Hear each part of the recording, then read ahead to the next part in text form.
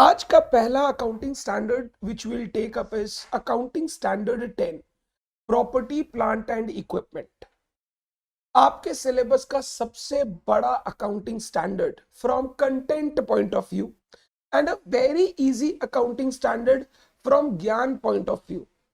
ये accounting standard 10 foundation level पे भी आप लोग पढ़ के रखते हैं तो आप लोगों को ज्यादा प्रॉब्लम या ज्यादा चिंता नहीं होता है, because depreciation at the foundation level जो आपने पढ़ा था उसमें अकाउंटिंग स्टैंडर्ड 10 की मैक्सिमम बातें आपने ऑलरेडी पढ़ रखी है।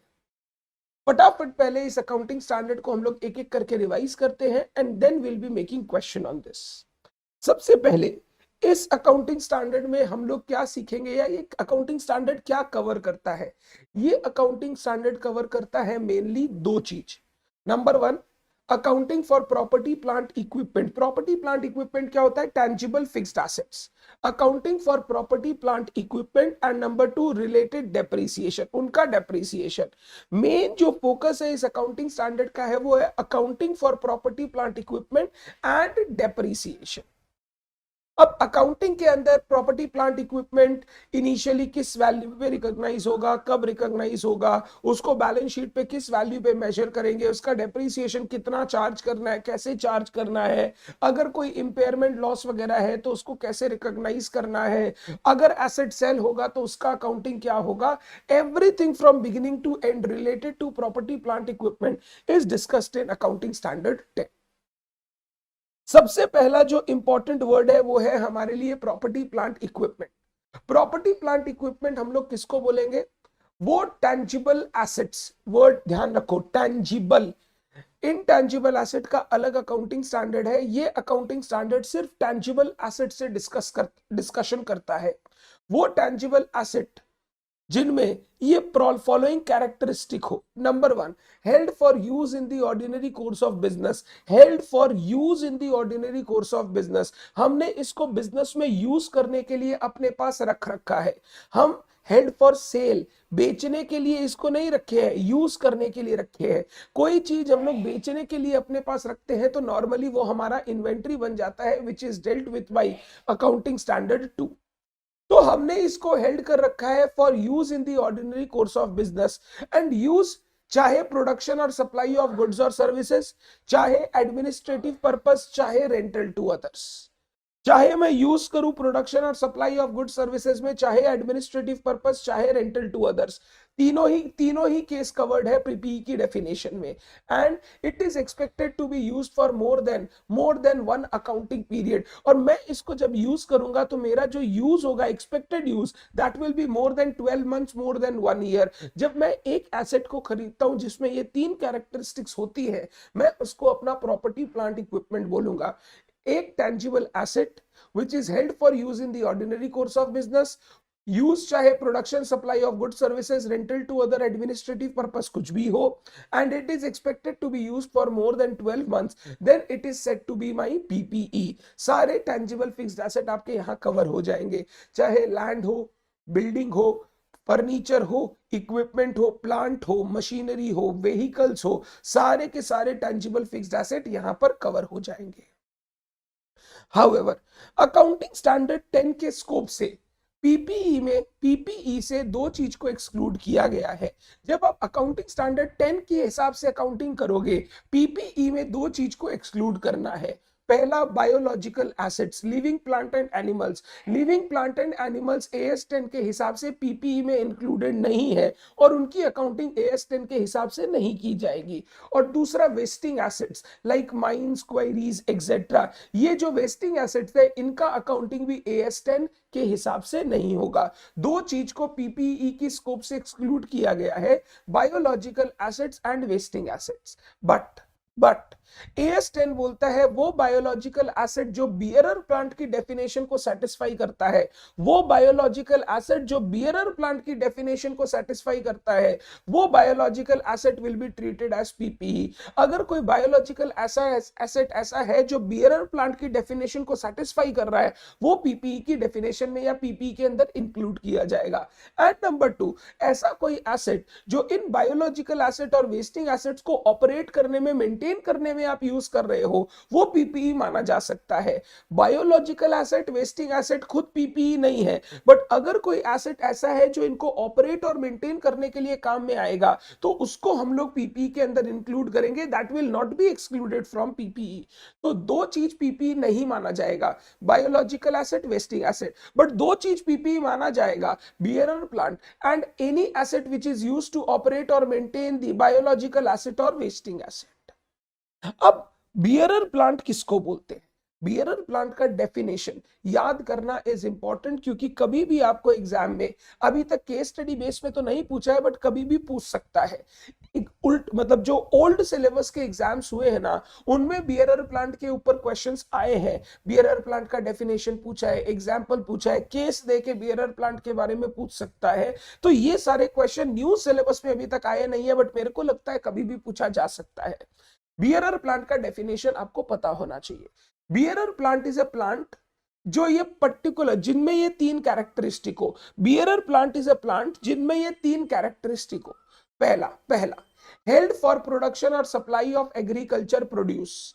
हमने इसको हेल्ड कर रखा है ताकि ये हमको एग्रीकल्चर प्रोड्यूस, प्रोडक्शन या सप्लाई करके दे, like fruits, vegetables, like flowers. अगर मैंने कोई कोई ट्री अपने पास हेल्ड कर रखा है for the purpose of production of fruits, production of flowers, तो वो प्लांट मेरे लिए बियरर प्लांट है। हेल्ड फॉर प्रोडक्शन और supply of agriculture produce. Number 2, expected to bear produce for more than 12 months. ये हमको फल फूल देगा 12 मंथ से ज्यादा, 12 मंथ से ज्यादा, पीपी का basic characteristic. And number three remote likelihood of getting sold as an agriculture produce. हम लोग इस प्लांट को काट के या उखाड़ के नहीं बेचना चाहते, इस प्लांट से जो फल फ्रूट आएगा उसको बेचकर हम पैसा कमाना चाहते हैं, तब ये प्लांट मेरे लिए बियरर प्लांट माना जाएगा। तीन कैरेक्टरिस्टिक, पहला held for supply of agriculture produce, number 2 expected to bear produce for more than 12 months, number 3 remote likelihood of getting sold as an agriculture produce. ये तीन कंडीशन जिस बायोलॉजिकल एसेट में होगा, जिस प्लांट में होगा, वो प्लांट मेरा बियरर प्लांट माना जाएगा। हाउएवर, बियरर प्लांट की इस डेफिनेशन को अगर एनालाइज करोगे तो आप देखोगे कुछ चीजें बियरर प्लांट की डेफिनेशंस में नहीं आती, कुछ प्लांट्स बियरर प्लांट का डेफिनेशन में नहीं आता। जैसे एग्जांपल, जो एनुअल क्रॉप्स होती है, एनुअल क्रॉप्स, व्हीट हो गया, पैडी हो गया, ये एनुअल क्रॉप्स क्या होता है, आपने उगा के जैसे ही इसका हार्वेस्टिंग हुआ, आप इसको काट कर क्या करोगे, इसको काट कर व्हीट और पैडी निकालकर बेच दोगे। नेक्स्ट ईयर वापस अगर आपको व्हीट पैडी चाहिए तो आपको वापस नया प्लांट उगाना पड़ेगा। Annual crops are not treated as bearer plant as per accounting standard 10। They do not satisfy the definition का 3 point. They can not bear produce for more than 12 months. Number 2, अगर हमने कोई प्लांट होल्ड कर रखा है where there is a more than remote likelihood कि हम उसको बेच देंगे एज एन एग्रीकल्चर प्रोड्यूस, हमको उस प्लांट के फ्रूट्स, हमको उस प्लांट के फ्लावर से मतलब नहीं है, हम तो उस प्लांट को उगाएंगे, बड़ा करेंगे, बड़ा करके बेच देंगे। इस केस में वो प्लांट मेरे लिए बियरर प्लांट नहीं माना जाएगा। जैसे नर्सरीज में जो प्लांट्स होते हैं, ये नर्सरीज में जो प्लांट्स होते हैं, वो लोग प्लांट्स को उगाते इसीलिए है ताकि किसी को बेच सके और वो अपने घर में प्लांट उगा सके। ये जो नर्सरी वाले प्लांट्स होते हैं, they are not bearer plants. उनके लिए वो प्लांट एक नॉर्मल इन्वेंट्री है, that can not be treated as PPE, क्योंकि वहां पर उनका इंटेंशन ही है प्लांट को बेच देना। वहां पर वो लोग प्लांट से फल फ्रूट निकालकर बेचेंगे नहीं, वो पूरे के पूरे प्लांट को बेच देंगे। और number C, plant raised for wood. अगर मैंने प्लांट उगाया ही है वुड के लिए कि जिस दिन बड़ा होगा काट के इसको सेल करेंगे, वुड सेल करेंगे, इसमें फ्लावर फ्रूट या तो नहीं है या ऐसा है जो बिकने लायक नहीं है, तो जिस दिन ये प्लांट बड़ा होगा हम इसको काट के बेच देंगे। In that case it will not be treated as a bearer plant, it will not be treated as a bearer plant. Bearer plant के एग्जाम्पल याद रखो, coconut tree, mango tree, tea bushes. आप फ्लावर्स के लिए जो पेड़ उगाते हो जैसे रोज वगैरह etcetera, which has a life of more than 12 months, which will bear produce for more than 12 months, they will be included in the definition of bearer plant, ये बियरर प्लांट का डेफिनेशन इज इंपॉर्टेंट, कभी भी exam में पूछा जा सकता है, you should mark it as important. Sir plant bearing flower भी बियर प्लांट है क्या? हाँ राघव, अगर वो दूसरी कंडीशन सेटिस्फाई करता है, expected to bear produce for more than 12 months, not there is a remote likelihood of selling the plant as an agriculture produce. हम लोग प्लांट को नहीं बेचेंगे, उससे आए हुए फल और फ्रूट को बेचेंगे, तो वो मेरे लिए बियर प्लांट है, चाहे वो फ्लावर दे चाहे वो फ्रूट दे, डजंट मैटर। तो पीपी सुनो, टेंजिबल एसेट तीन कंडीशन सेटिस्फाई करता हो, held for sale, expected to be used for more than 12 months, used in the production or supply of goods, services, administrative purpose, rental to others. Number 2, PPE की definition से दो चीज को exclude किया गया, एक बायोलॉजिकल एसेट, दूसरा wasting asset, but include किया गया बियरर प्लांट्स को और asset which are used to operate और maintain those two assets, those two exclusions. फिर बियरर प्लांट का डेफिनेशन, वो प्लांट जिनमें तीन कैरेक्टरिस्टिक हो, held for production or supply of agriculture produce, expected to bear produce for more than 12 months, remote likelihood of getting sold as an agriculture produce, जिसमें ये तीन characteristic होगा वो मेरा बियरर प्लांट माना जाएगा। किसी बच्चे को कोई डाउट बियरर प्लांट की डेफिनेशन में? Because this is important. अब इनिशियल रिकॉग्निशन, आपने पीपी एक्वायर किया, अब इसको रिकॉग्नाइज करना है, बुक्स में रिकॉर्ड करना रिकॉर्ड करना है। अकाउंटिंग स्टैंडर्ड 10 बोला आप पीपीई जब भी अक्वायर करोगे वो पीपीई इनिशियली रिकॉग्नाइज होगा कॉस्ट पर, इनिशियली रिकॉग्नाइज होगा कॉस्ट पर। पीपीई को आप रिकॉग्नाइज तभी कर सकते हो जब कंडीशंस, कुछ कंडीशन सेटिस्फाई हो। पहला, future economic benefits of the PPE will flow to the entity. ये जो पीपीई हम लेके आ रहे हैं, हम इसको अक्वायर किए हैं, इससे हमको फ्यूचर इकोनॉमिक बेनिफिट मिलेगा। अगर मैंने कोई पीपीई अक्वायर किया और मेरे को लगता है उससे फ्यूचर इकोनॉमिक बेनिफिट नहीं आएगा, अरे गलती से अक्वायर हो गए या अक्वायर करने के बाद पता चला इसकी तो हमें जरूरत ही नहीं है, इन दैट केस फिर वो मैं पीपीई बोल के नहीं दिखा सकता, मेरे को उस एसेट को राइट ऑफ करना पड़ेगा पीएल में, वो पीपीई बोल के रिकॉग्नाइज नहीं किया जा सकता। तो सबसे पहला, फ्यूचर इकोनॉमिक बेनिफिट उस पीपी का फ्लो करेगा एंटिटी को। उस पीपी का कॉस्ट हम रिलायबली मेजर कर सकते हैं, कॉस्ट हम लोग रिलायबली मेजर कर सकते हैं। अगर ये कंडीशन सेटिस्फाई होंगी तो आप पीपी को इनिशियली रिकॉग्नाइज कर सकते हो अपने बुक्स में। और रिकॉग्नाइज कौन सी वैल्यू पे करोगे? हमेशा कॉस्ट पे करोगे, हमेशा कॉस्ट पे करोगे। फ्यूचर इकोनॉमिक बेनिफिट्स एंटिटी को फ्लो करेगा, उसका कॉस्ट रिलायबली मेजर हो सकता है। अब पीपी को इनिशियली रिकॉग्नाइज करना पड़ता है कॉस्ट पर, तो कॉस्ट की कंप्यूटेशन या कॉस्ट किस तरीके से कैलकुलेट करेंगे उसके रूल्स। सबसे पहला केस, अगर आपने पीपीई परचेस किया है फॉर कैश कंसीडरेशन, आपने रुपया देकर पीपीई परचेस किया, कैश देकर पीपीई अक्वायर किया, पीपीई परचेस किया। जैसे मैंने मशीनरी अक्वायर किया बाय पेइंग इन कैश और पेइंग थ्रू बैंक, मैंने एक बिल्डिंग अक्वायर किया बाय पेइंग इन कैश और पेइंग थ्रू बैंक। अगर आप कैश देकर पीपीई अक्वायर करते हो तो उसका कॉस्ट होगा, ध्यान से, परचेज प्राइस, परचेज प्राइस, कोई ट्रेड डिस्काउंट रिबेट्स है तो माइनस कर देना, plus non refundable taxes, non refundable taxes ऐसे टैक्सेस जिनका क्रेडिट नहीं मिलेगा, plus expenditure incurred to make the PPE ready for intended use, वो खर्चे जो पीपीई को इंटेंडेड यूज तक लाने के लिए जरूरी है, जैसे ट्रांसपोर्ट का खर्चा, इंस्टॉलेशन का खर्चा, लोडिंग अनलोडिंग का खर्चा, ट्रायल रन का खर्चा, ये सारे जो खर्चे हैं जिनके बिना पीपीई रेडी फॉर यूज नहीं होगा, वो सारे खर्चे मैं पीपीई की कॉस्ट में इंक्लूड करूंगा। And number 4, very important, present value of D commissioning and restoration liabilities. आज जो आपने पीपीई लगाया है, इसको अगर फ्यूचर में जाके मुझे डी करके साइट को रीस्टोर करने का मेरा ऑब्लिगेशन है, तो वो जो डीकमिश्निंग का और साइट के रीस्टोरेशन का फ्यूचर कॉस्ट होगा, उसका आज मैं प्रेजेंट वैल्यू कैलकुलेट करके पीपीई की कॉस्ट में इंक्लूड करूंगा।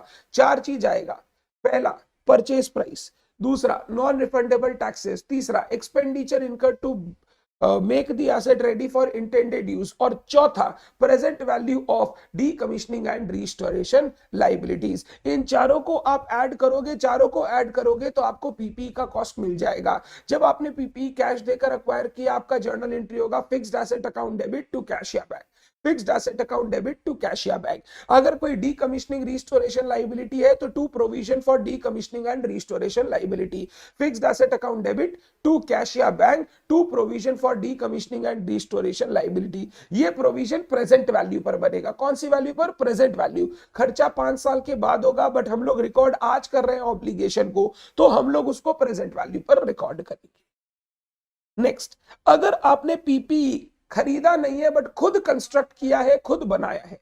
अगर पीपीई आप खुद कंस्ट्रक्ट कर रहे हो तो उसका कॉस्ट होगा जितना खर्चा लगा है पीपीई को बनाने में और इंटेंडेड यूज तक लाने में, जितना मटेरियल का खर्चा लगा, जितना लेबर का खर्चा लगा, जितना कंस्ट्रक्शन का एक्सपेंसेस लगा, जितना खर्चा लगा to make the asset ready for intended use, ये सारे खर्चे आप ऐड करके पीपीई की कॉस्ट कैलकुलेट कर सकते हो। हावेवर ध्यान रखिएगा, दो दो कॉस्ट आपको पीपीई की कॉस्ट में इंक्लूड नहीं करने हैं।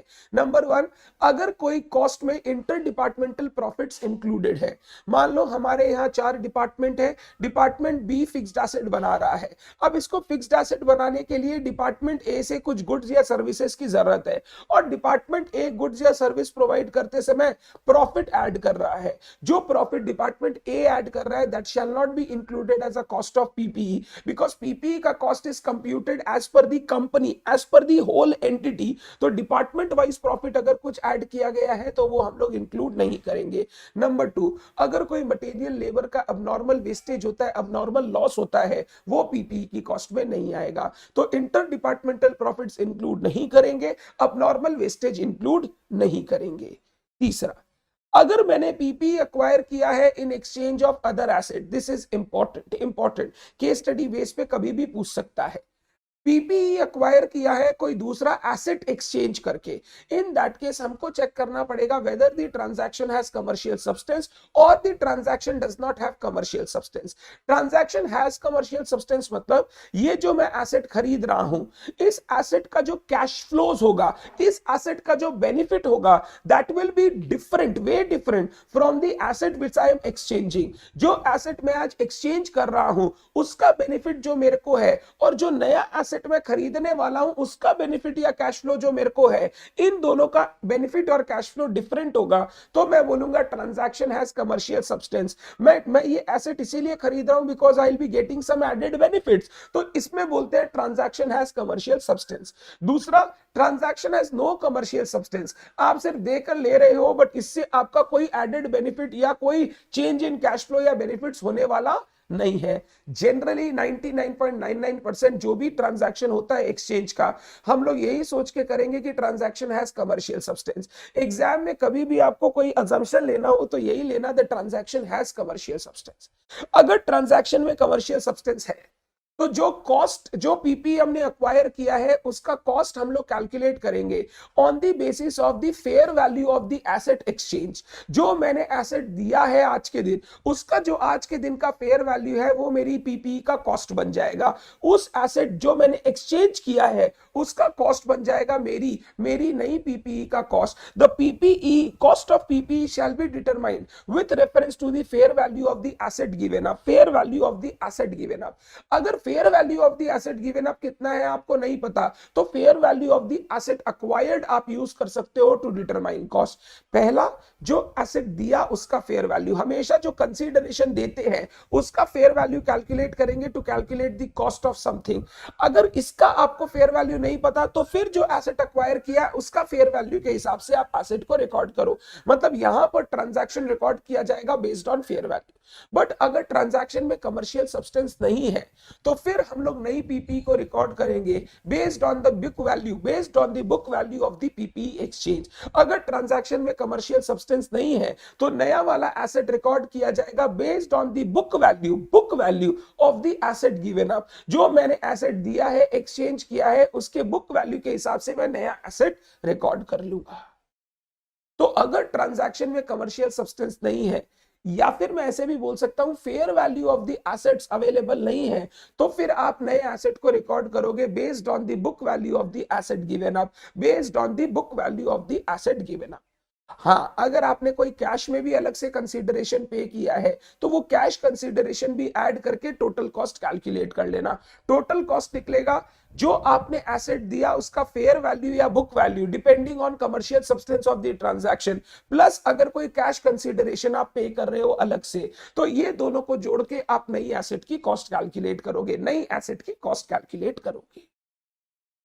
पीपी आपने परचेज किया है कंसोलिडेटेड प्राइस पर, आपने 4-5 एसेट खरीदे हैं, अलग अलग नेगोशिएट नहीं करके पूरा कंसोलिडेटेड प्राइस में पूरे एसेट्स को आपने खरीद लिया है। अगर आपने पीपी कंसोलिडेटेड प्राइस में खरीदा है तो जो आपने कंसीडरेशन पे किया है उसको अलोकेट कर दो in the different PPEs based on their fair values, based on their fair values. मान लो आपने 4 पीपी परचेज किया, A B C D, fair value है 20, 30, 40, 50, तो टोटल फेयर वैल्यू हो गया 2, 3, 5, 5, 10, 4, 14, 1,40,000। बट आपने इस 1,40,000 के पीपीई को 1,30,000 में एक्वायर किया, तो ये 1,30,000 का जो कॉस्ट है वो आप अपोर्शन कर दो इन दी रेशियो ऑफ 20:30:40:50। अगर पीपीई कंसोलिडेट प्राइस पे परचेज हो रहा है तो जो टोटल कॉस्ट लगा है that will be apportion to the PPEs in their respective fair values का ratio, in their respective fair value का रेशियो। ये 4 केस आपको दिखाई देंगे पीपीई के परचेज के। पीपीई परचेज किया for cash consideration, PPE purchase self construct किया, पीपीई परचेज किया by exchange of other assets, PPE purchase किया कंसोलिडेटेड प्राइस पर। एग्जाम में इंटर लेवल न्यू सिलेबस में ज्यादातर पहला वाला केस आ रहा है, PPE purchase for cash consideration. But मैं आपको बोल रहा हूं जो आपका PPE purchase for exchange of other asset है दैट इज इक्वली इंपॉर्टेंट, और आपको वो एग्जाम में पूछ सकता है कभी भी केस स्टडी फॉर्म में, उस पर जरूर ध्यान रखिएगा। कुछ खर्चे पीपीई की कॉस्ट में हम लोग इंक्लूड नहीं करेंगे, कुछ खर्चे पीपीई की कॉस्ट में इंक्लूड नहीं करेंगे। पहला, इनिशियल ऑपरेटिंग लॉसेस। पीपीई को जब मैं इनिशियली चला रहा हूं, जब वो फुल कैपेसिटी अचीव नहीं कर पाया, उस समय ऑपरेट करने में अगर कोई नुकसान हो रहा है that will not be included in cost of PPE.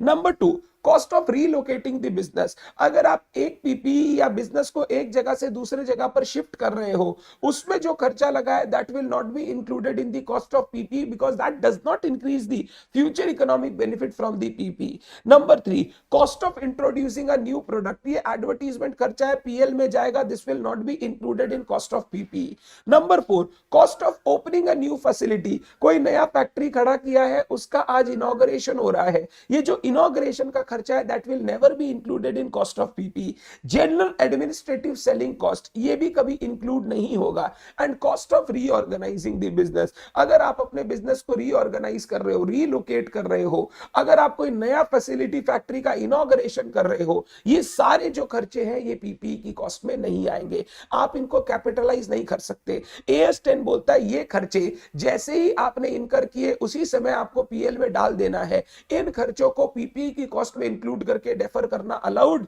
नहीं है, इन खर्चों को पीपीई की कॉस्ट में इंक्लूड करके डेफर करना अलाउड नहीं है।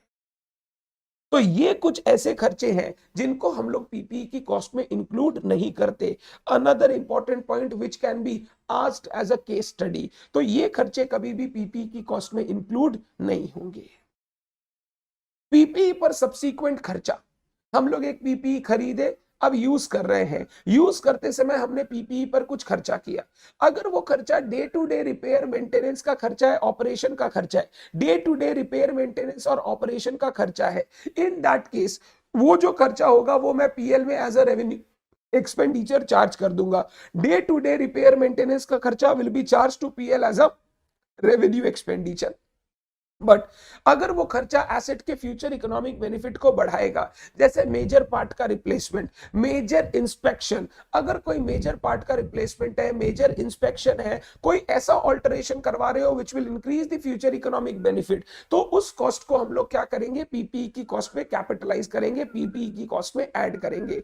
Subsequent expenditure, day to day expenditure charge to PL, जो खर्चा फ्यूचर इकोनॉमिक बेनिफिट बढ़ाएगा that will be capitalised to the cost of the asset, that will be capitalized to the cost of the asset।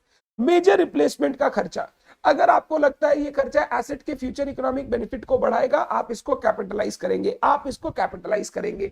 कभी भी कोई खर्चा capitalise करोगे, अगर वैसा ही कोई पुराना खर्चा हुआ है तो उसको डी रिकॉग्नाइज करना मत भूलिएगा। मान लो मैं अपने कार में पुराने इंजन को हटा के नए इंजन को चेंज कर रहा हूं, तो जो पुराने इंजन का बुक वैल्यू आज के दिन बचा हुआ है, वो पुराने इंजन का बुक वैल्यू को डी रिकॉग्नाइज करना मत भूलिएगा, क्योंकि वो इंजन अब हमारे पास नहीं है, अब हमारे पास नया इंजन आ गया है। तो पुराने इंजन का बुक वैल्यू डीरिकॉग्नाइज हो जाएगा और नए इंजन का बुक वैल्यू या कॉस्ट हम लोग पीपी की कॉस्ट में इंक्लूड कर लेंगे।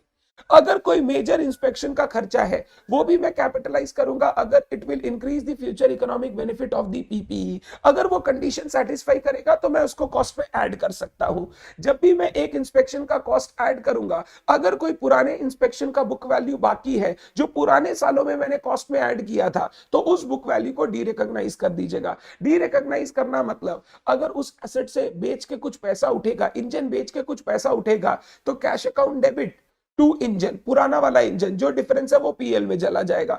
अगर कोई पैसा उठने वाला नहीं है तो PL account debit to engine, उस इंजन को हम लोग सीधा पीएल में राइट ऑफ कर देंगे। जो भी उसका बचा हुआ बुक वैल्यू है that will be written off to profit and loss account, that will be written off to profit and loss account. तो मेजर रिप्लेसमेंट, मेजर इंस्पेक्शन अगर फ्यूचर इकोनॉमिक बेनिफिट प्रोवाइड करेगा तो उसका कॉस्ट हम लोग capitalise करेंगे। But capitalise करते समय अगर कोई पुराना पीपी का पुराना बुक वैल्यू इंक्लूडेड है उनका पीपी की कॉस्ट में अभी भी, तो उस बुक वैल्यू को हम लोग डी रिकॉग्नाइज कर देंगे, हटा देंगे, उसको एक्सक्लूड कर देंगे। Next, determination of carrying amount of PP. PP जब मैं बैलेंस शीट में दिखाऊंगा, पीपी को बैलेंस शीट पे किस वैल्यू पे दिखाया जाए। कैरिंग अमाउंट मतलब book value, book value of PP कैसे कैलकुलेट किया जाए, बैलेंस शीट डेट पर पीपी को किस वैल्यू पे मेजर किया जाए। आपको दो चॉइसेस दिया गया है, cost model, revaluation model. Cost model आप जो बचपन से करते आ रहे हो, cost less accumulated depreciation less impairment if any, cost less accumulated depreciation, इसको हम लोग बोलते हैं कॉस्ट मॉडल। हर साल डेप्रिसिएशन चार्ज करते जाओ, एसेट की वैल्यू से माइनस करते जाओ, आपका कैरिंग अमाउंट निकलते जाएगा। This is known as cost model. दूसरा होता है रिवैल्यूएशन मॉडल। रिवैल्यूएशन मॉडल बोलता है कि जब भी आपको लगे कि पीपी का कॉस्ट और फेयर वैल्यू सब्सटैंशियली डिफरेंट है, आप उसको रिवैल्यू करके उसकी फेयर वैल्यू पर दिखाओ और उसके बाद आप उसका नॉर्मल डेप्रिसिएशन सालों साल चार्ज करो जब तक उसका नेक्स्ट रिवैल्यूएशन नहीं हो जाता। अगर कोई पीपी ऐसा है जिसका हर साल रिवैल्यूएशन जरूरी है, तो फिर तो रिवैल्यूएशन करके उसको फेयर वैल्यू पे दिखाओ, जो लॉस है वो पीएल में चार्ज कर दो।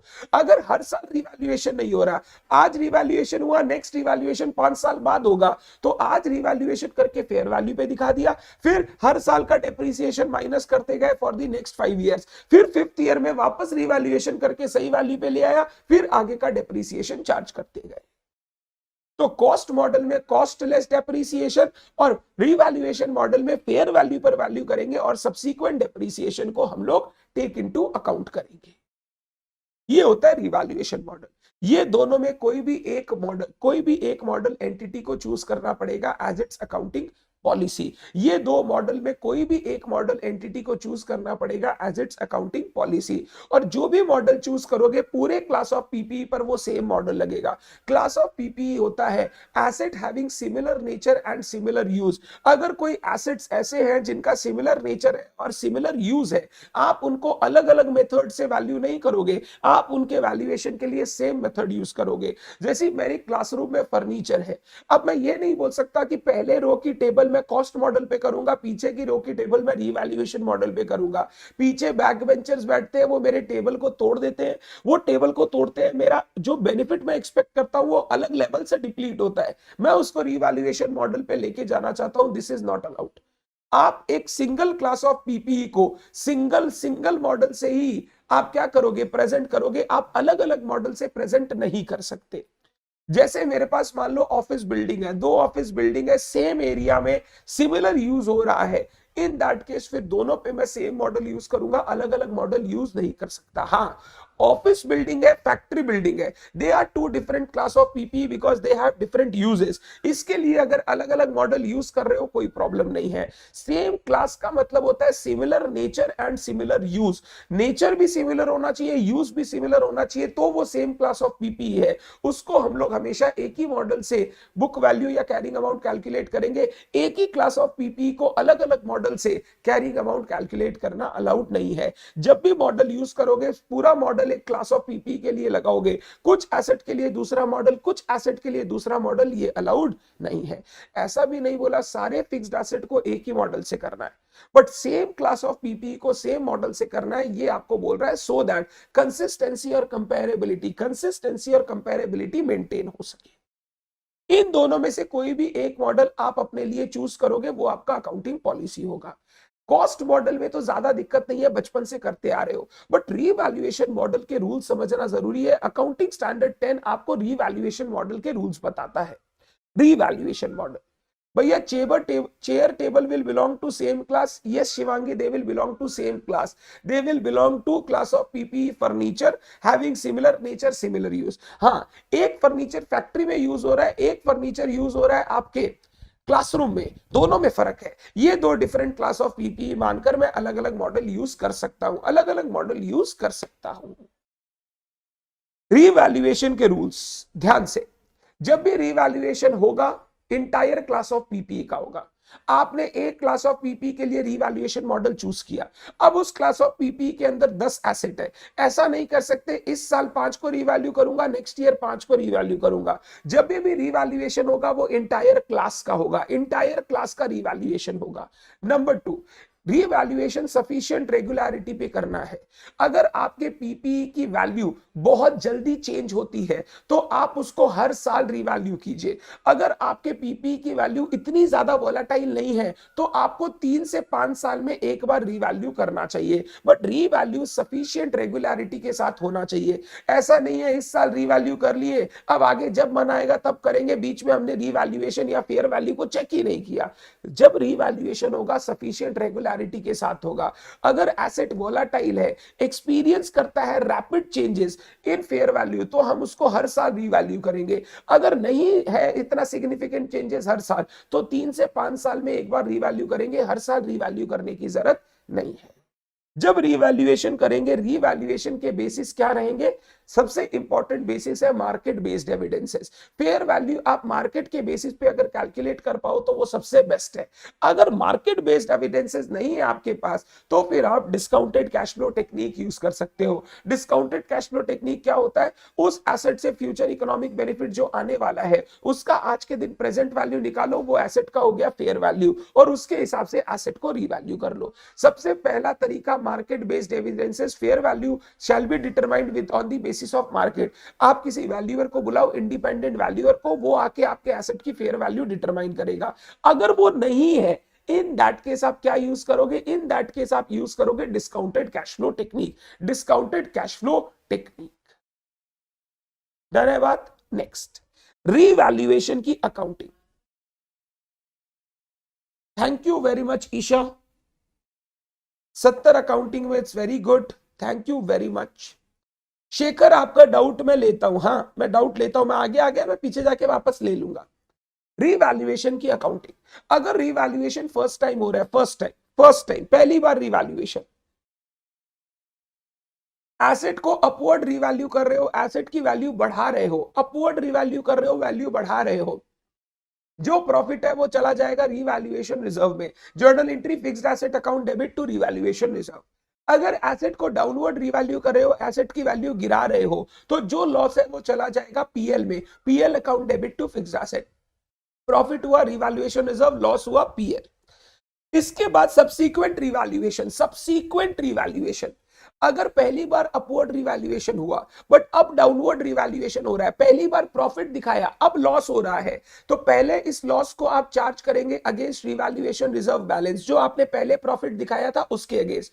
फिर अगर कोई एक्स्ट्रा लॉस है तो वो पीएल में जाएगा। पहले वो लॉस चार्ज होगा रिवैल्यूएशन रिजर्व के बैलेंस से, फिर एक्स्ट्रा लॉस है तो पीएल में जाएगा। पहले डाउनवर्ड हुआ था, लॉस दिखाया था, अब अपवर्ड हो रहा है, पहले डाउनवर्ड हुआ था अब अपवर्ड हो रहा है। जो नुकसान पहले दिखाया अभी प्रॉफिट हो रहा है, ये प्रॉफिट पहले उस नुकसान से सेट ऑफ होगा, पीएल में जाएगा, फिर जो एक्स्ट्रा प्रॉफिट होगा वो रीवैल्यूएशन रिजर्व में जाएगा। तो मैं जर्नल एंट्री अगर बोलूं, पहला वाला केस, पहले अपवर्ड अब डाउनवर्ड हुआ तो एसेट की वैल्यू कम होगी, fixed asset account credit, debit हो जाएगा रिवैल्यूएशन रिजर्व और फिर पीएल। अगर पहले डाउनवर्ड था अब अपवर्ड हो रहा है तो fixed asset account debit to PL, पहले पुराना वाला जितना लॉस था उतना प्रॉफिट चार्ज करूंगा, to revaluation reserve, to PL to revaluation reserve. ये अकाउंटिंग आपने बचपन में भी सीखी थी, तो इसमें ऐसा कोई लंबा चौड़ा ज्ञान नहीं है। रिवैल्यूएशन रिजर्व का क्या ट्रीटमेंट? 2 ट्रीटमेंट आपको अलाउ किया गया है। पहला, आप रिवैल्यूएशन रिजर्व को जो बनाया है एज इट इज छोड़ दो। जिस दिन आप एसेट को बेचोगे, डी रिकॉग्नाइज करोगे, उस दिन रिवैल्यूएशन रिजर्व आप रेवेन्यू रिजर्व में ट्रांसफर कर देना। Revaluation reserve account debit to revenue reserve. आपको अभी कुछ नहीं कर रहा, जिस दिन एसेट बेचोगे, डी रिकॉग्नाइज करोगे, उस दिन रिवैल्यूएशन रिजर्व को रेवेन्यू रिजर्व में ट्रांसफर कर देना, पीएल में नहीं, रेवेन्यू रिजर्व में ट्रांसफर कर देना। दूसरा, अगर आप ये नहीं करना चाहते तो क्योंकि आपने एसेट को अपवर्ड रिवैल्यू किया है, हर साल डेप्रिसिएशन बढ़ेगा, हर साल डेप्रिसिएशन बढ़ेगा तो आपका प्रॉफिट कम होगा। आप एक काम करो, हर साल रिवैल्यूएशन रिजर्व से थोड़ा थोड़ा अमाउंट निकालकर रेवेन्यू रिजर्व में ट्रांसफर करो, which can counter the excess depreciation you have charged, which can counter the excess depreciation you have charged। पहले एसेट का वैल्यू 100 रुपया था, 5 साल में 20 20 20 20 20 करके डेप्रिशिएट होने वाला था, मैंने 100 से बढ़ा के 120 कर दिया, तो अब ये 24 24 24 24 24 करके डेप्रिशिएट होगा, हर साल 4 का डेप्रिसिएशन बढ़ गया। आप रिवैल्यूएशन रिजर्व से हर साल 4 रुपए निकालो, रेवेन्यू रिजर्व में ट्रांसफर करो to counter this excess depreciation, to counter this excess depreciation. आप दोनों में कुछ भी कर सकते हो। पहला आप कर सकते हो रिवैल्यूएशन रिजर्व ऐसे एज इट इज रखो, जिस दिन एसेट बिकेगा रेवेन्यू रिजर्व में ट्रांसफर कर देना। दूसरा, to counter the excess depreciation जो चार्ज हो रहा है, हर साल रिवैल्यूएशन रिजर्व से थोड़ा अमाउंट निकाल के रेवेन्यू रिजर्व में ट्रांसफर करेंगे, रेवेन्यू रिजर्व में ट्रांसफर करेंगे। ये हमारा रिवैल्यूएशन रिजर्व का ट्रीटमेंट बताया गया। Next, depreciation, component approach of depreciation suggest किया गया है। अगर एक एसेट के कई सिग्निफिकेंट पार्ट्स है which have cost which is material to the total cost of the asset and different useful life as compared to the other component, different useful life as compared to other component। अगर कोई asset का different components है, आप जब भी depreciate करोगे, आप पूरे एसेट को होल एक यूजफुल लाइफ पे डेप्रिशिएट नहीं करोगे, हर कंपोनेंट अपनी यूजफुल लाइफ के हिसाब से डेप्रिशिएट होगा।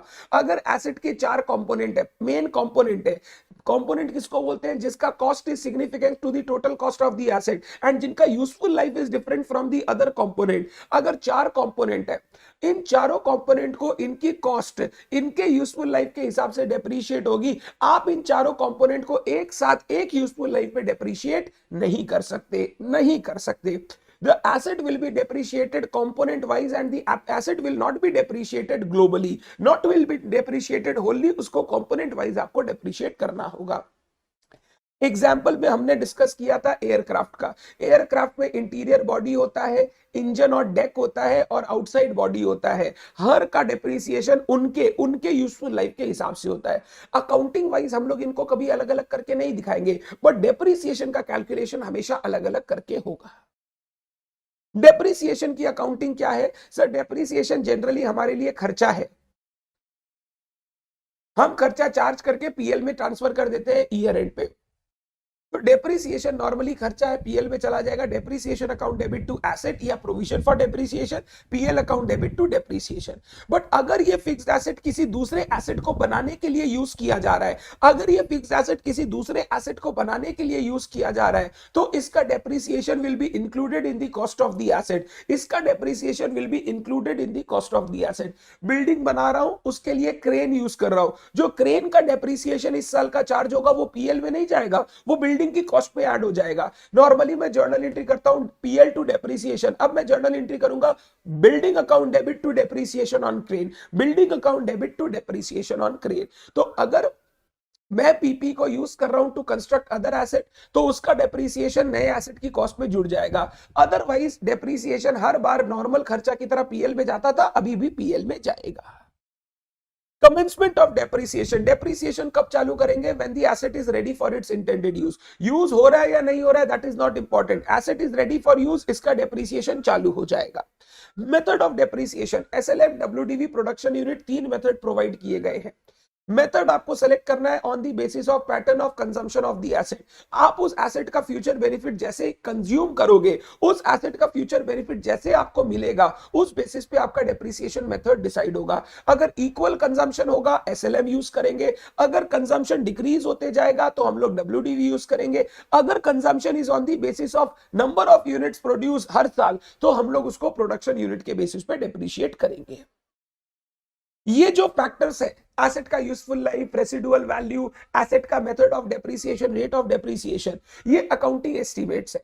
इन एस्टिमेट्स को आपको हर साल रिव्यू करना चाहिए।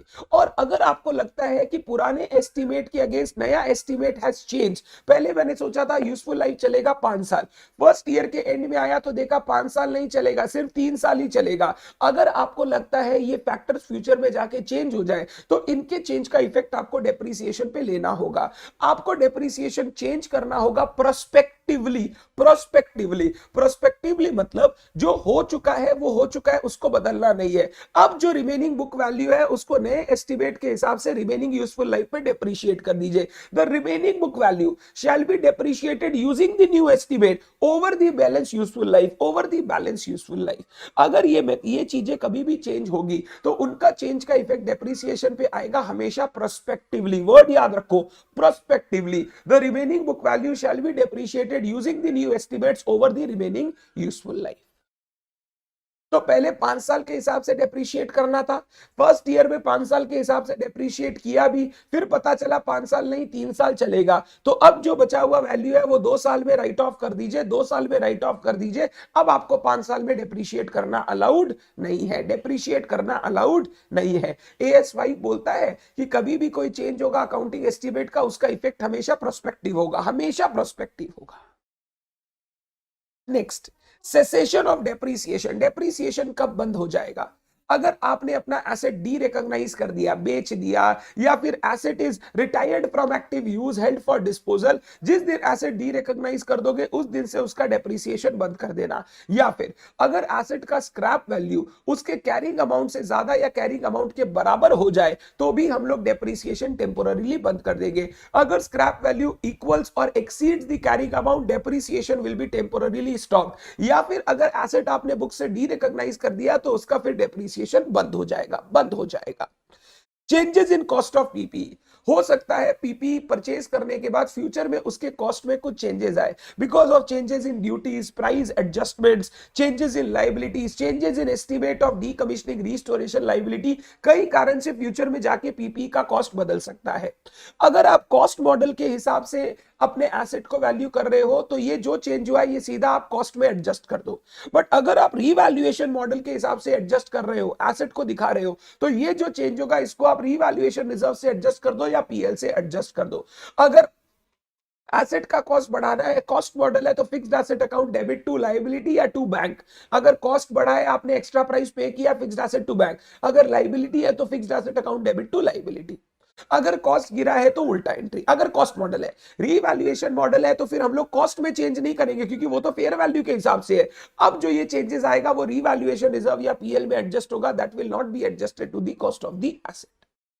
एसेट को डी रिकॉग्नाइज कब करते हैं? नंबर 1, अगर एसेट बिक जाए। नंबर 2, अगर एसेट से कोई फ्यूचर इकोनॉमिक बेनिफिट नहीं हो, मेरे को लग रहा है अब इस एसेट से कोई फ्यूचर इकोनॉमिक बेनिफिट आने वाला नहीं है। Number 3, asset is retired from active use and held for disposal. वो एक्टिव यूज से रिटायर हो चुका, अब हम उसको यूज नहीं करेंगे, अब हम उसको बेचना चाहते हैं, तो फिर मैं बोलता हूं कि एसेट को डी रिकॉग्नाइज कर दो। डी रिकॉग्नाइज जब भी करोगे, जो भी डिफरेंस आएगा between the book value and any amount realised, book value and the amount realised, वो चला जाएगा पीएल में। अगर हमने सेल किया एसेट को, 10,000 का एसेट था, 15,000 में बेचा, जो 5,000 एक्स्ट्रा रियलाइज किया वो पीएल में प्रॉफिट बोल के शो कर देना। Bank account debit 25,000 to fixed asset 20,000 to PL 5,000। अगर आपको रियलाइजेशन में लॉस हो रहा है तो पीएल अकाउंट डेबिट हो जाएगा, वो लॉस आप लिख लोगे। ये कंप्लीट होता है अकाउंटिंग स्टैंडर्ड 10 का डिस्कशन। ये कंप्लीट होता है अकाउंटिंग स्टैंडर्ड 10 का डिस्कशन। अब शेखर का एक क्वेश्चन था, सर पॉइंट डी और पॉइंट एफ में क्या फर्क है? डी बोल रहा है नई फैसिलिटी, नई फैक्ट्री को इनॉग्रेट करने का खर्चा। रीऑर्गेनाइजिंग मतलब नया फैक्ट्री नहीं बना रहा हूं, उसी फैक्ट्री में कुछ चेंजेस किया ताकि मैं अपने बिजनेस को स्मूथली रन कर सकूं। रीऑर्गेनाइज किया बिजनेस एक्टिविटीज को, रीस्ट्रक्चर किया बिजनेस एक्टिविटीज को। मान लो प्रोसेस ऑफ प्रोडक्शन में थोड़ा इंप्रूवमेंट किया है, चेंज किया है, इसको हम लोग बोलते हैं cost of reorganising the business. हाँ, अगर ये कॉस्ट में कोई ऐसा कॉस्ट है जिससे आपको लगता है एसेट का फ्यूचर इकोनॉमिक बेनिफिट बढ़ेगा तो कैपिटलाइज कीजिए, बट नॉर्मली ये कॉस्ट ऐसे होते हैं जिनसे फ्यूचर इकोनॉमिक बेनिफिट बढ़ता नहीं है, तो हम लोग बोलते हैं इन खर्चों को सीधा पीएल में ट्रांसफर कर दीजिए, पीएल में चार्ज कर दीजिए। क्या सारे बच्चों को अकाउंटिंग स्टैंडर्ड 10 के सारे प्रोविजंस क्लियर है? ये अकाउंटिंग स्टैंडर्ड बड़ा अकाउंटिंग स्टैंडर्ड है। इस अकाउंटिंग स्टैंडर्ड को थोड़ा प्रॉपरली धीरे धीरे रिवाइज करवाया सो दैट आप सारे पॉइंट्स कवर कर पाओ। ये अकाउंटिंग स्टैंडर्ड कुछ नहीं है रे, बचपन में पढ़ा हुआ है। इस अकाउंटिंग स्टैंडर्ड को लेकर चिंता मत करना, एग्जाम में क्वेश्चन आया तो तुम कर पाओगे। जहां टेक्निकल आएगा वो मैंने मैराथन में ले लिया, अभी क्वेश्चनर में ले लिया है। तो टेक्निकल कुछ नहीं रहेगा, जो रहेगा सिंपल रहेगा, बस थोड़ा कॉन्फिडेंस रखने का है।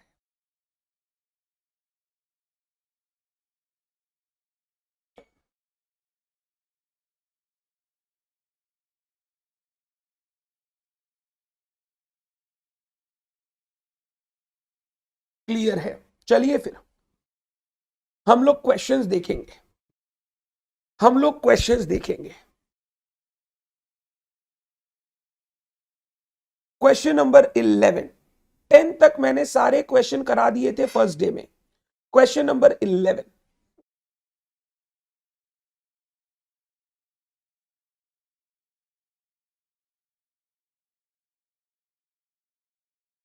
शेखर, आरआईएल में जो ऑयल बिजनेस है वो दूसरी कंपनी में हो रहा है और जो जियो का बिजनेस है वो दूसरी कंपनी में हो रहा है। दोनों कंपनी अलग अलग है, तो दोनों के जो डेप्रीसिएशन होंगे वो अलग अलग होंगे। दोनों में जब क्लास ऑफ पीपीए डिटरमाइन होगा वो अपने हिसाब से करेंगे, पहला बात। दूसरा, अगर वो दो business in the same company है, दो business in the same company है, इन दैट केस मैं देखूंगा उन चेयर्स का सिमिलर यूसेज है या नहीं। अगर एक ही ऑफिस में काम हो रहा है, भले ही दो बिजनेस का हो रहा है, फर्क नहीं पड़ता, ऑफिस का furniture is the same class of PP. CA में इंटर ग्रुप 2 के एएस करवा दीजिए please sir. Sumit, number 1, in accounting standards में ग्रुप 2 के भी अकाउंटिंग स्टैंडर्ड आएंगे सीएमए वाले, जैसे एएस 11 आएगा, एएस 12 आएगा, एएस 16 आएगा, आप वो कर सकते हैं। सीएमए का मैराथन मैं अलग से लूंगा तो आप उनको भी रेफर कर सकते हैं। डन है Sumit, thank you so much. Question 11 आ जाइए।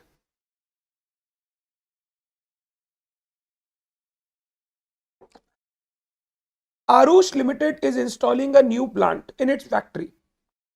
It provides you the following information: cost, estimated dismantling cost to be incurred in 5 years, initial delivery handling cost, cost of site preparation, consultant used for advice on the acquisition of the plant. ठीक है, you are required to advise Arush Limited on the cost that can be capitalized for plant in accordance with AS10, discount rate 10%, discount rate 10%। अरे मेरे बच्चे, ये discount rate क्या है? What is this discount rate? What is this discount rate मेरे बच्चे? Sir हमने asset purchase किया तो सप्लायर ने डिस्काउंट दिया 10%।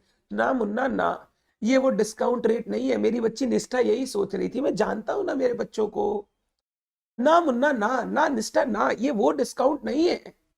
हम लोग जो डिसमेंटलिंग कॉस्ट होता है, फ्यूचर डिसमेंटलिंग कॉस्ट, ये लगेगा आफ्टर 5 इयर्स। आफ्टर 5 इयर्स ये जो फ्यूचर डिसमेंटलिंग कॉस्ट है 5 साल में लगने, 5 साल बाद लगने वाला, हम इसको कॉस्ट में इंक्लूड करेंगे, इंक्लूड करेंगे प्रेजेंट वैल्यू पर। उस प्रेजेंट वैल्यू के लिए डिस्काउंट रेट दिया हुआ है। एक्चुअली निष्ठा का गलती नहीं है, जितने क्वेश्चन इंस्टीट्यूट ने दे रखे हैं उन्होंने कहीं डिस्काउंट रेट दिया ही नहीं था। उन्होंने तो बोला इसी को प्रेजेंट वैल्यू मान के कॉस्ट में ऐड कर लो। बट मैंने क्या किया, क्वेश्चन में एक चेंज किया, क्योंकि कल इंस्टीट्यूट उठाकर चेंज कर देगा तो तुम तो भूल जाओगे प्रेजेंट वैल्यू करना है। तो हम लोगों को ये जो वैल्यू दिया है, ये दिया हुआ है value after 5 years, liability after 5 years. इसका क्या करना पड़ेगा? प्रेजेंट वैल्यू करना पड़ेगा at the rate of 10% for 5 years, at the rate of 10% for 5 years। चौंक गए निष्ठा?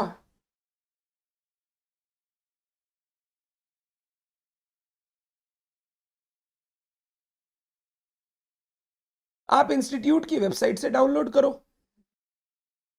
ना निष्ठा ना, यहां कहीं नहीं बोला है present value of dismantling cost, यहां सिर्फ बोला है एस्टिमेटेड डिसमेंटलिंग कॉस्ट जो 5 साल बाद लगेगा। ये प्रेजेंट वैल्यू, अगर ये डिस्काउंट रेट नहीं देता तो मैं बोलता यही प्रेजेंट वैल्यू है, बट जब डिस्काउंट रेट दिया है मैं इसको प्रेजेंट वैल्यू क्यों बोलूं? ये क्वेश्चन में डिस्काउंट रेट था नहीं, मैंने जानबूझ के इंक्लूड किया है। डन है बात? वो ठीक है, estimated cost at present value, estimated cost at present value, मतलब ये कॉस्ट हमको रियल में आज पता नहीं है, तो एक्चुअल कॉस्ट वर्ड यूज नहीं होगा, एस्टिमेटेड कॉस्ट होगा, but that estimated cost will be included at present value. Done है दीदी? चलो आ जाओ, आंसर टू क्वेश्चन 11। वैसे ये क्वेश्चन एक प्रैक्टिकल क्वेश्चन है, बट मैंने अपने बच्चों को यही सिखाया है, चाहे प्रैक्टिकल क्वेश्चन आए, चाहे केस स्टडी बेस आए, कोई भी चीज आए, कोई भी चीज, हम लोग हमेशा एएस का प्रोविजन जरूर लिखेंगे बिफोर डूइंग आवर आंसर। हम लोग एएस का प्रोविजन जरूर लिखेंगे। ये क्वेश्चन किस पे है? Asset purchase for cash consideration, asset purchase for cash consideration. हम लोग उसका कैश कंसीडरेशन का एसेट परचेज किया है तो उसका प्रोविजन जरूर लिखेंगे। एज पर एएस 10 नाम है property plant and equipment.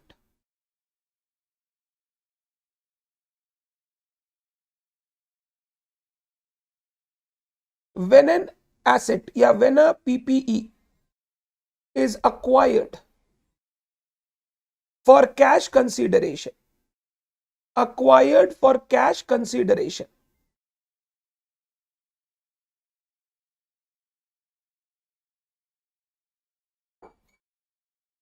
its cost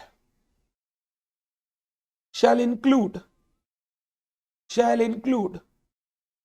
purchase price, non-refundable taxes,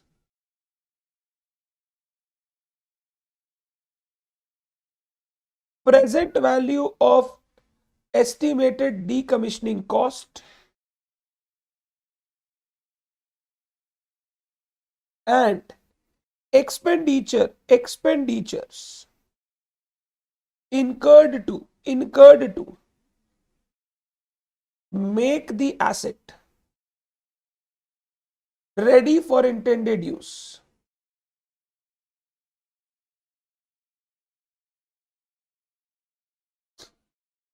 यहां पे कोई ऐसा चीज मेरे को दिखा नहीं जो एक्सक्लूड होगा, तो मैंने एक्सक्लूजन की बात लिखी नहीं, सारी चीजें इंक्लूड होगी। तो अब मैं लिखूंगा computation of cost of PP.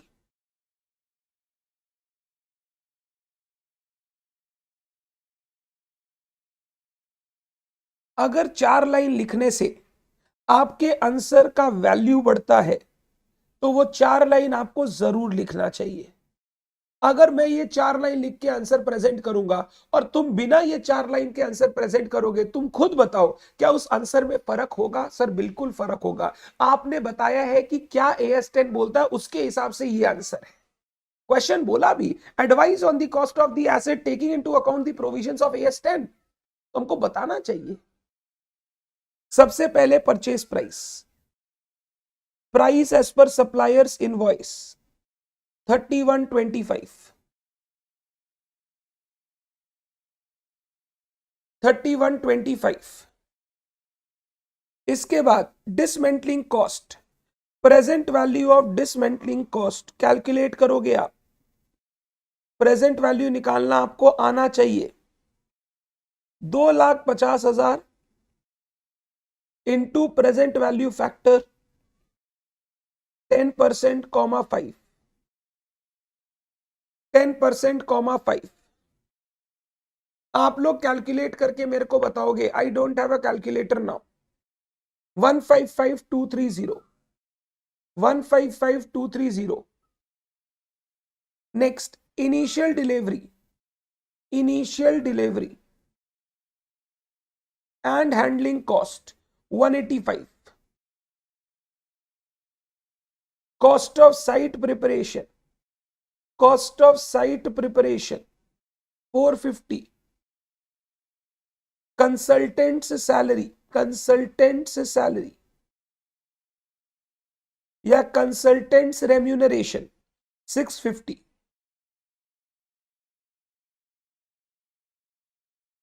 ये हो गया cost of PP. Cost of PP calculate कर लो आप। 45,65, 230, 45,65, 230। स्वर्णिम बोल रही है 2,50,000 इंटू 0.62092।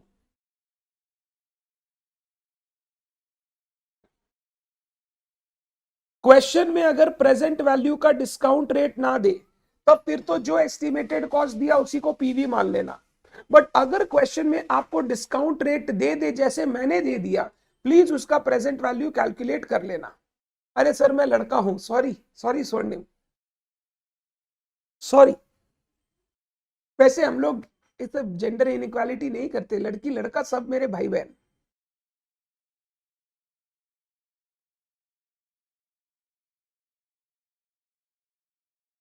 इज इट क्लियर निष्ठा? अभी तक प्रेजेंट वैल्यू के लिए फैक्टर दिया नहीं एग्जाम में, बट कभी भी दे सकता है। आगे के लिए रेडी रहिए, और आ जाएगा तो आप इसी वीडियो में कमेंट करने जरूर आएंगे कि सर जो बोला आपने वो हो गया। होता है ऐसा। मेरे सिंगल एंट्री के एक वीडियो में कमेंट था कि सर आपने बोला था इंस्टीट्यूट देखना, हो सकता है ये चेंज कर दे, और इंस्टीट्यूट ने रियल में वो चेंज कर दिया था। वैसा हो सकता है, ध्यान रखिएगा। Question number 12।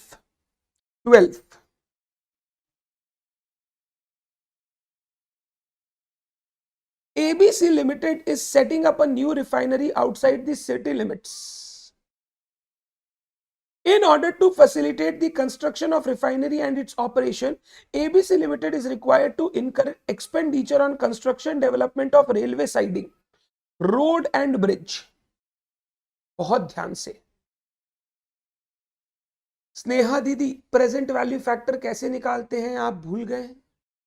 आप फाइनेंशियल मैनेजमेंट कैसे करेंगे? आप हायर परचेज कैसे करेंगे दीदी?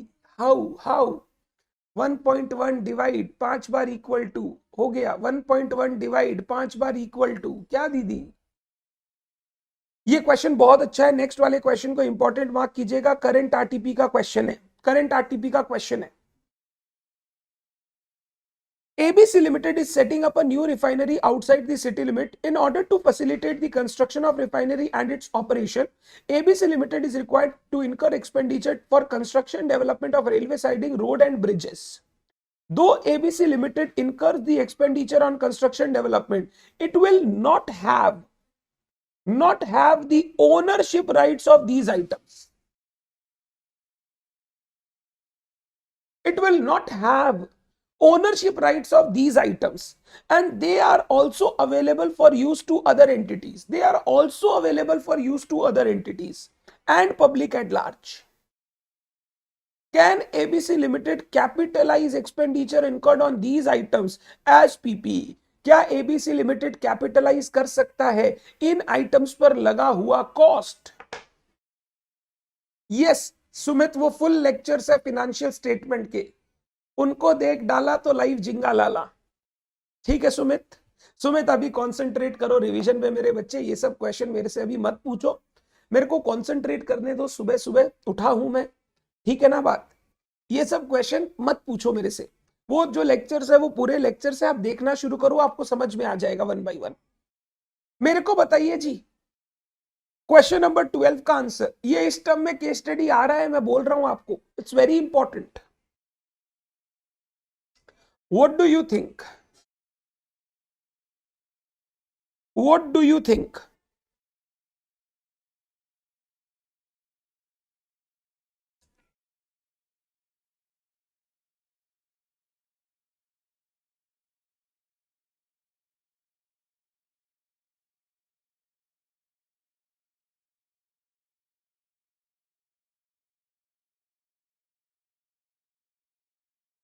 निष्ठा बोल रही है sir not to be capitalise. Mayank बोल रहा है सर कैपिटलाइज करो, ये रिफाइनरी के लिए एंसिलियरी एक्सपेंस है, रिफाइनरी को खड़े करने के लिए ये खर्चा भी जरूरी है। शेखर बोल रहा है यस सर कैपिटलाइज करो सब्सटेंस ओवर फॉर्म। मल्लिका बोल रही है सर करना चाहिए कैपिटलाइज।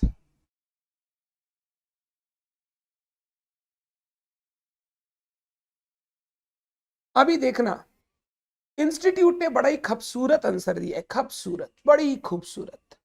क्या आंसर दिया? बोला, ध्यान से सुनिएगा मेरा बात। Very good Raghav, very good Ishu, very good Gaurav. Institute ने बोला अगर आप आइसोलेटेड वे में देखोगे, आइसोलेटेड वे, ये रोड रेलवे साइडिंग्स ब्रिज आपका नहीं है।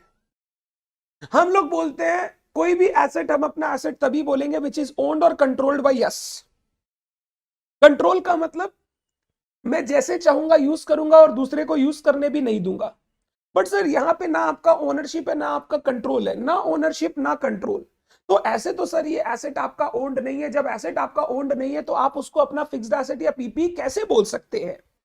हाउएवर यहां पर ना बात इनके इंडिविजुअल कैपिटलाइजेशन की हो जरूरी नहीं है।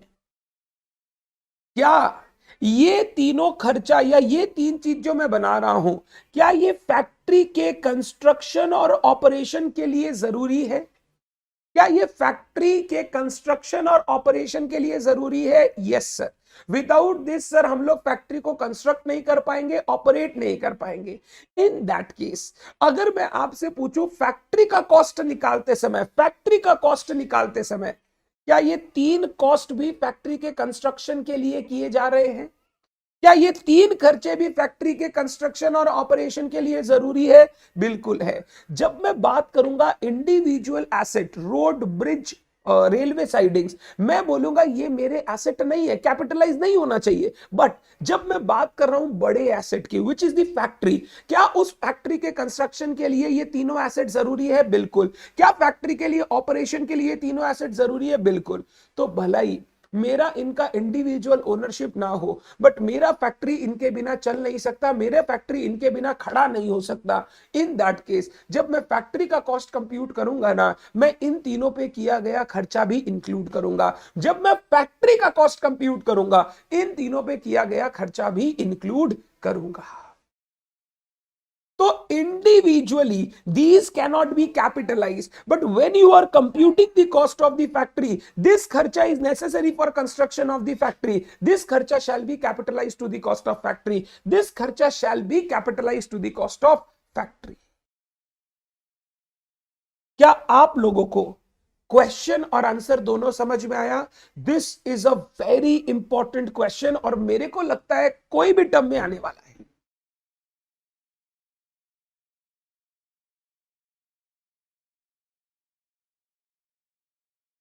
क्या सारे बच्चों को क्लियर है?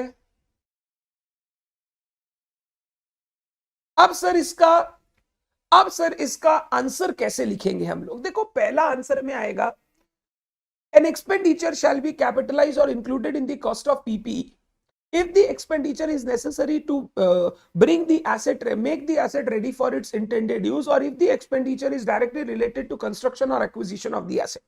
पहला प्रोविजन में ये लिखूंगा कि भैया कंस्ट्रक्शन एक्विजिशन के लिए जरूरी है और इंटेंडेड यूज में लाने के लिए जरूरी है, तो खर्चे को कैपिटलाइज करो। इन द प्रेजेंट केस ऐसा ऐसा ऐसा ऐसा हुआ, मैं इसको समझाऊंगा।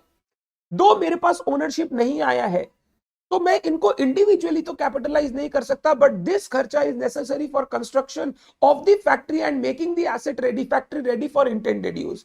In this case the expenditure incurred on road, bridges and railway siding shall be capitalized to the cost of the factory, shall be capitalized to the cost of the factory. क्या आपको ये क्लियर है? मैं इसका answer ना खुद नहीं लिखवाना चाहता बिकॉज इंस्टीट्यूट ने एक बहुत कंक्रीट आंसर इसका दे रखा है। मैं चाहता हूं सारे बच्चे यहां पर लिखे, मैं आपको आंसर पहले दिखाता हूं, फिर आप सारे बच्चे यहां पर लिखेंगे कि रेफर आरटीपी का आंसर, रेफर आरटीपी का आंसर। इंस्टीट्यूट ने आंसर बहुत कंक्रीट करके दिया है, मैं चाहूंगा आप लोग वो आंसर पढ़ें, मैं चाहूंगा आप लोग वो आंसर पढ़ें सो दैट आप प्रॉपरली इसको एग्जाम में प्रेजेंट कर सके।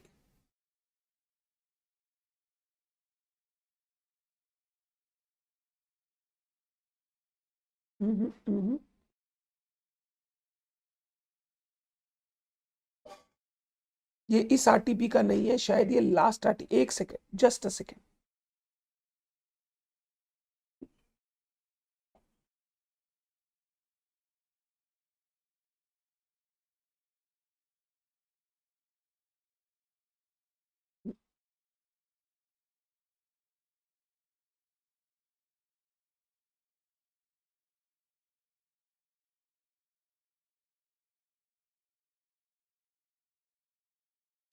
ओके ये है आरटीपी मे 21 का, मैं इसका आंसर दिखाता हूं आपको, मैं आंसर शेयर कर दूंगा।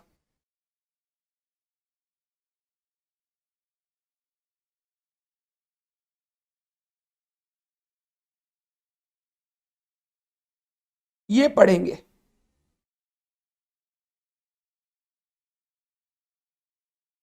AS10 states that cost of an item of PPE shall be recognized as an asset if and only if probable economic benefits will flow to the entity and cost of the item can be reliably measured.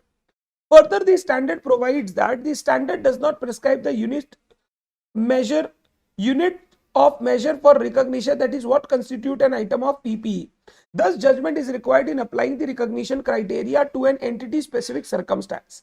The cost of an PPE comprise any cost directly attributable to bring the asset to location and condition necessary for it to capable of operating in manner intended by management. Intended use तक लाने का खर्चा.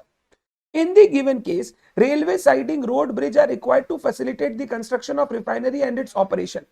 Expenditure on these items is required to incur to get future economic benefit from the project as a whole. ये खर्चे के बिना मेरा project as a whole चल नहीं पाएगा. Which can be considered as the unit of measure for the purpose of capitalization of said expenditure, even though the company cannot restrict the excess of others for using the asset individually. It is apparent that aforesaid expenditure is directly attributable to bring the asset to location and condition necessary for it to capable of operating in manner intended by management.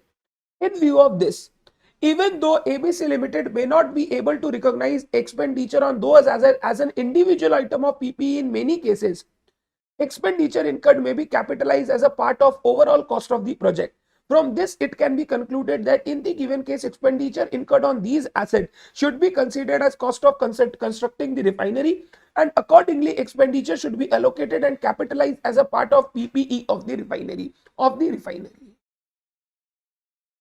Is it clear? Ind AS 10, very good. Ind AS 16 है, very good निष्ठा. ये आपका answer है, ये आपका answer है. मैं इस आंसर को अलग से इसलिए नहीं लिखा रहा हूं क्योंकि इंस्टीट्यूट ने ऑलरेडी एक कंक्रीट सॉल्यूशन, एक कंक्रीट आंसर दिया है. मैं नहीं चाहता अपने उसका छेड़छाड़ करके कुछ और पढ़े और अपने मन से आंसर बना के लिखे. हाँ, इतना बड़ा आंसर लिखने का आपको एग्जाम में जरूरत नहीं है. आप सीधा स्टार्ट करोगे. पीपी की कॉस्ट में इंक्लूड करते हैं हम लोग वो cost which are necessary to make the asset ready for its intended use, make the asset ready for its intended use, और which are incurred for the construction of the asset. ये खर्चे जरूरी है. इन द प्रेजेंट केस ऐसा हुआ, ये खर्चा हुआ. दो रेलवे साइडिंग इसका ओनरशिप हमारे पास नहीं है, they can not be capitalise as a separate PPE, but their expenditure is necessary for the construction of the refinery as a whole. So because they are necessary to make the refinery ready for its intended use, the kharcha shall be capitalized at the part of cost of PPE. The kharcha shall be capitalized as the part of cost of PPE. तो हम लोग इतना बड़ा सारा answer नहीं लिखेंगे, हम लोग इस आंसर को कट शॉर्ट करेंगे. भैया आंसर लिखना बड़ा बात नहीं है, बुक में लिखना बड़ा बात नहीं है, एग्जाम में लिखने में यही वाला चीज याद करके आपका दिमाग खराब हो जाएगा. तो हम लोग ये नहीं है कि एक एक वर्ड जो यहां लिखा है वही छाप देंगे. हम लोगों को कंटेक्स्ट पता होना चाहिए और आंसर लिखना है. Is it clear to all of you? This is a very important question, please mark it as important. Please mark it as important. मैं लिख देता हूं reference RTP May 21, RTP May 21.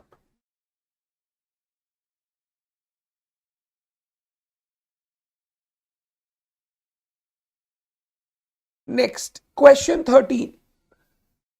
Question 13 ये भी अच्छा क्वेश्चन है. AS10 के सारे ही क्वेश्चन अच्छे हैं. क्वेश्चन 13 रीड करेंगे.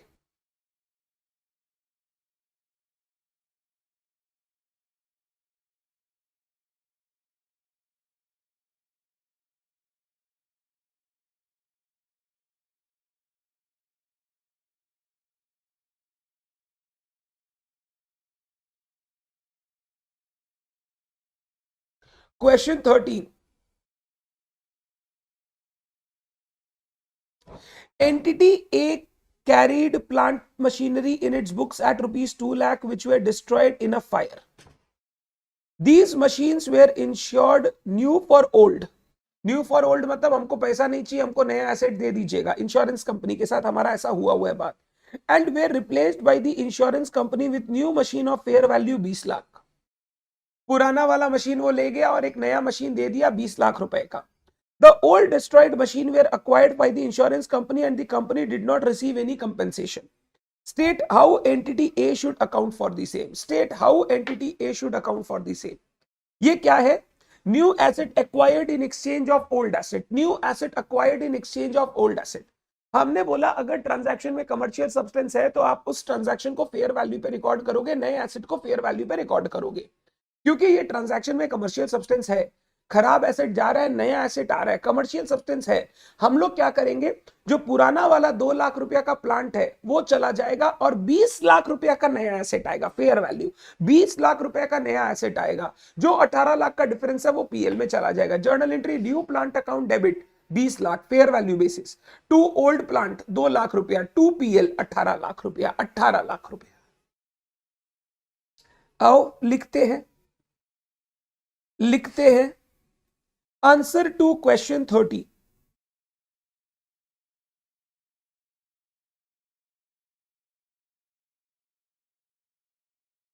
Very good Nishtha. Answer to question 30 as per AS10 नाम है प्रॉपर्टी प्लांट इक्विपमेंट। मैं अब लिख नहीं रहा हूं, मैंने पहले आंसर में लिखवाया। एज पर AS10 इफ, हाँ 2 लाख बुक वैल्यू है तो पुराना वाला एसेट तो मेरी बुक्स में बुक वैल्यू पर होगा, उसको उसी वैल्यू पर खत्म करेंगे। नए एसेट का कॉस्ट 2 लाख नहीं होगा, 20 लाख होगा। If a PPE is acquired in exchange of other asset,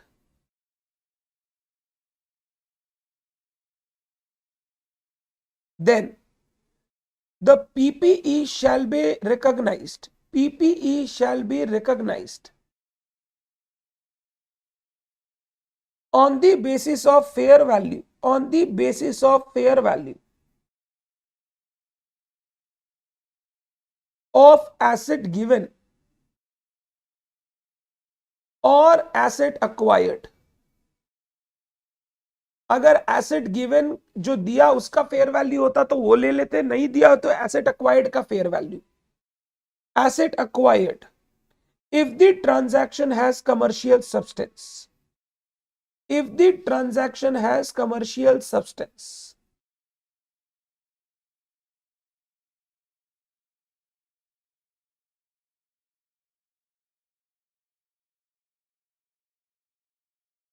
full stop. In the present case,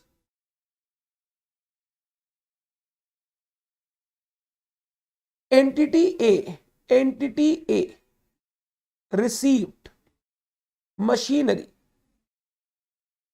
from insurance company, new machinery from insurance company in exchange of old machine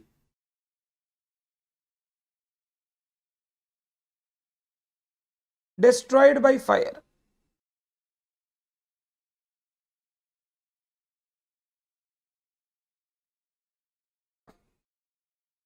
As per AS10, the new machine purchased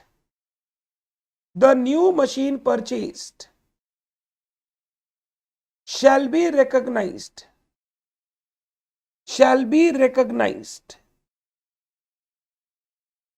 at fair value, that is rupees 20 lakhs, as the transaction has commercial substance, as the transaction has commercial substance.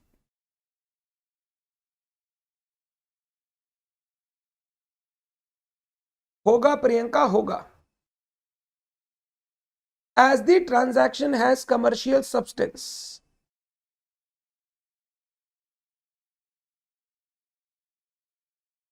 full stop, full stop.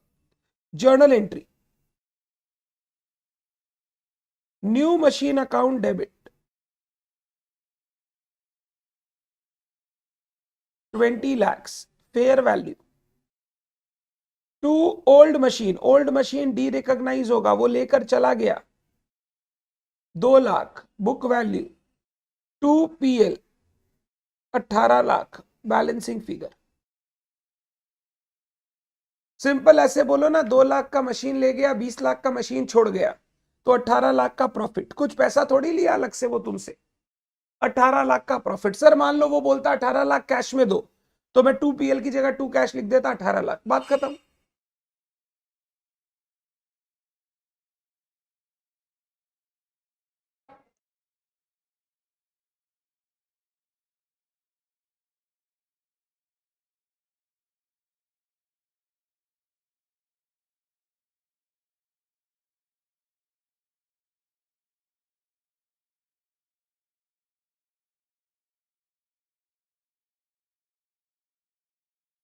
भूल गया क्या वो वहीं से?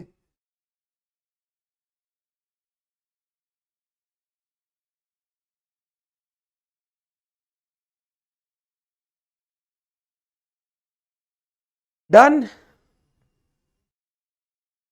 Next question, question number 14 पढ़ेंगे आप।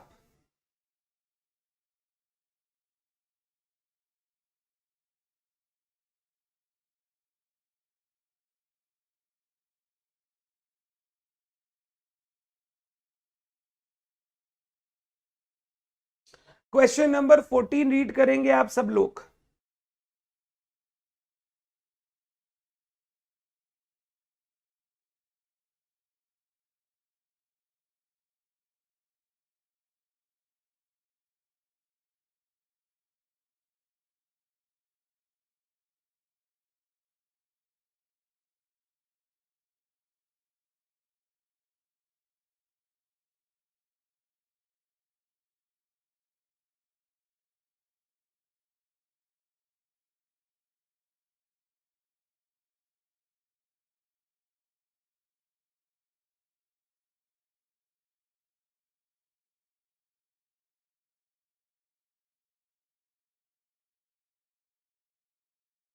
A property costing 10 lakh is bought on 1/4/2020.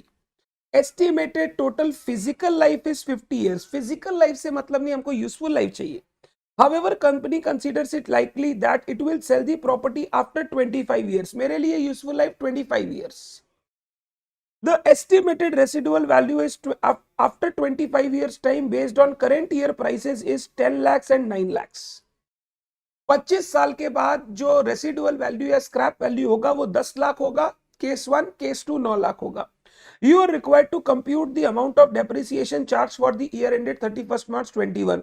पहले साल का डेप्रिसिएशन निकालना है। मेथड बोला नहीं है, हम लोग एसएलएम लेंगे क्योंकि हमारे पास मसाला ही एसएलएम का, डब्ल्यूडीवी होने से रेट वगैरह देगा। पहला केस, मैं एसेट जब खरीदूंगा रिकॉग्नाइज करूंगा 10 लाख रुपए पे, यानी मेरा कॉस्ट पे, बिल्डिंग अकाउंट डेबिट या property account debit to bank 10 lakh रुपए पे। मैं डेप्रिसिएशन कैलकुलेट करने गया, मैंने देखा स्क्रैप वैल्यू 10 लाख रुपया है। हम लोग डेप्रिसिएशन चार्ज नहीं करते हैं अगर scrap value is equal to cost और ग्रेटर देन कॉस्ट। यहां पे scrap value is equal to cost, since scrap value is equal to cost, no depreciation shall be charge, no depreciation shall be charge. Since scrap value is equal to cost, no depreciation shall be charged. Second case में scrap value 9 lakh, cost 10 lakh, तो मैं depreciation charge करूंगा। Depreciation equal to 10 lakh minus 9 lakh divided by 25 years, rupees 4000। Depreciation rupees 4000। ऐसा एक question exam में आया था, 2 term पहले ही शायद एग्जाम में आया था। क्वेश्चन नंबर 1 का ए दिया था, अलग अलग केसेस में बोला था डेप्रिसिएशन निकालो। उसमें एक ऐसा केस था जहां पे scrap value becomes equal to cost, तो उस केस में हम लोग डेप्रिसिएशन चार्ज नहीं करते हैं। 4000।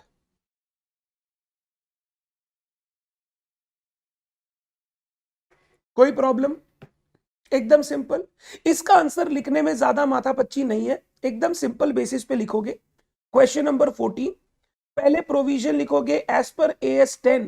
मैं शॉर्ट में लिखा रहा हूं, हाँ, बिकॉज इतना कोई लंबा चौड़ा ज्ञान नहीं देना आंसर में। As per AS 10 depreciation shall cease if scrap value of the asset equals or exceeds the carrying amount of the asset, equals or exceeds the carrying amount of the asset.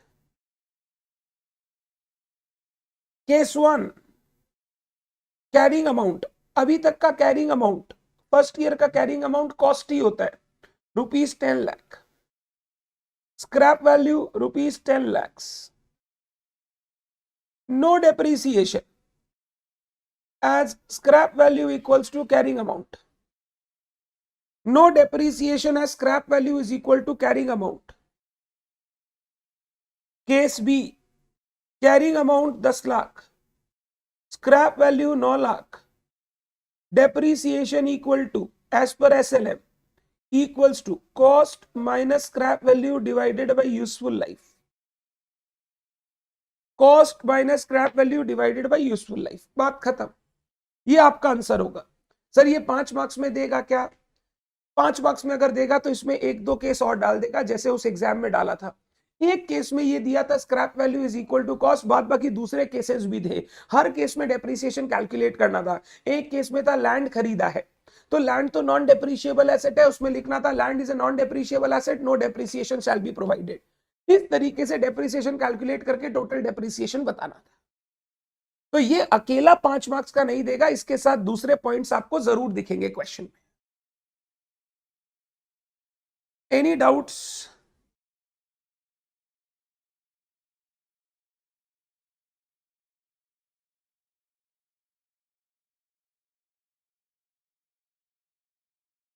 Very good everyone.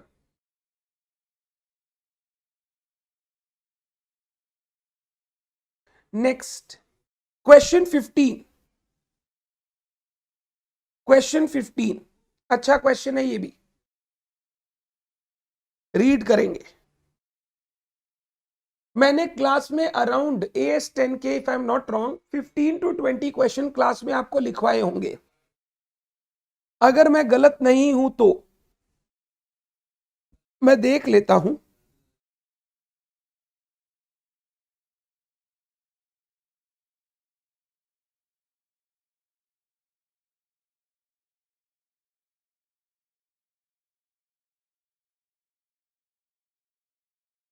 ये जो मैंने question आपको निकाल के दिए हैं, these are the good questions. 23 questions हमने class में किए थे, 23।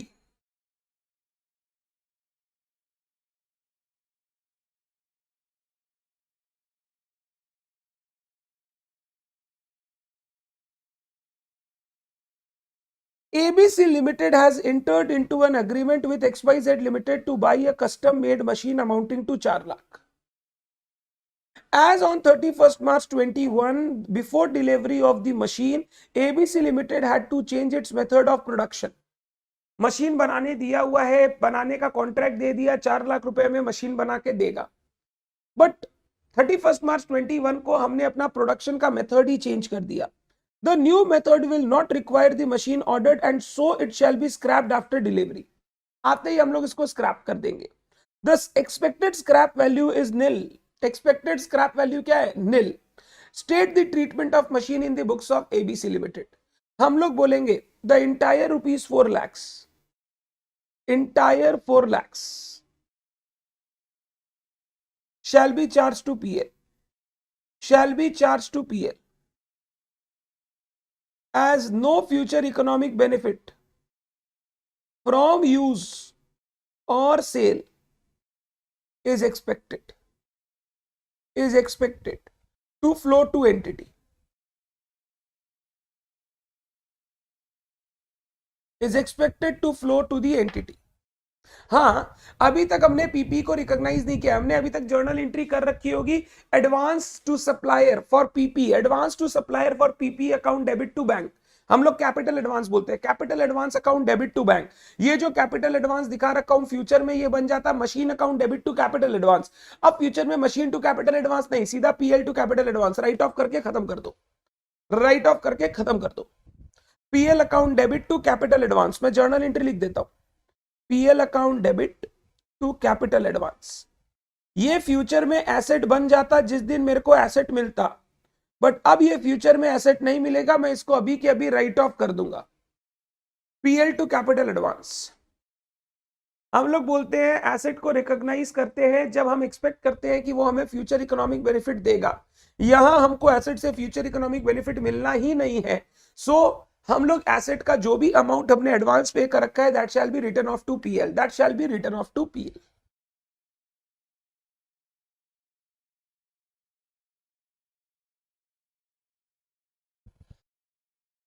Is it clear to all of you?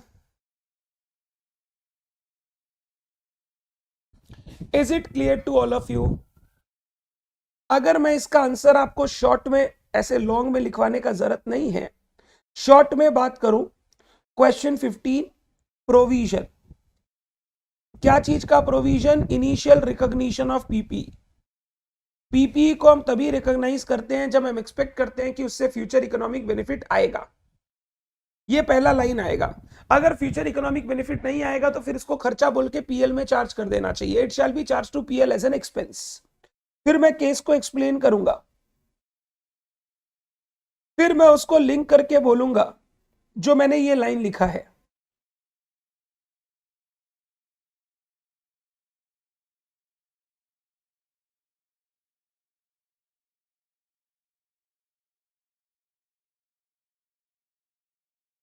फिर मैं ये लाइन लिख दूंगा,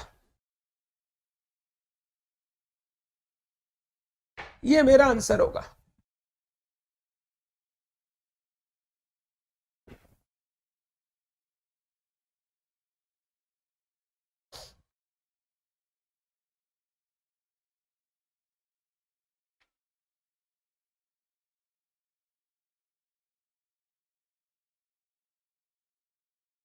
दिस कंप्लीट्स माई सबसे बड़ा accounting standard of group 1 end of your syllabus AS 10। आप लोगों को सब कुछ रिकैपिचुलेट हो रहा है।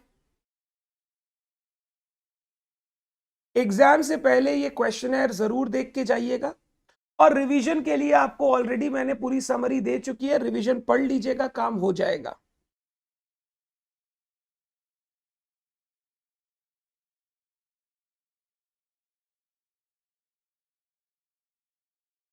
चलिए।